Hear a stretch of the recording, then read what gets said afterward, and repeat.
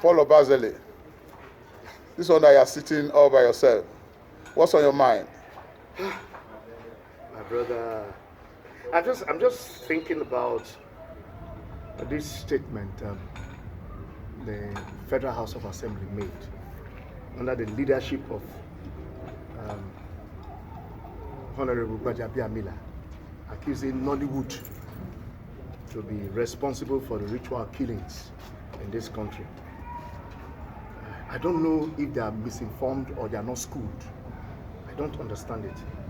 I'm wondering if it is the same Nollywood that taught them in that place to embezzle constituent funds, the funds made for their constituency.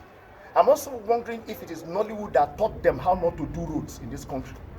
I'm also wondering if it is Nollywood that taught them how not to repair hospitals and where all of them travel abroad to go and treat themselves, leaving the masses. I'm also wondering if it is Nollywood that taught them how not to declare their assets before they get in there. I'm also wondering how all of a sudden a man who had nothing, won an election, got in there, and everywhere he has mansions and he has different cars, fleets of cars. Nollywood taught them. Nollywood taught them how to be corrupt. What an amazing Nollywood. I applaud Nollywood for teaching the honorables how to do this. How to pad budgets in this country. Nollywood taught them that. Anyway, I thank God we honor. My name is Paul Obazele. I don't hide it.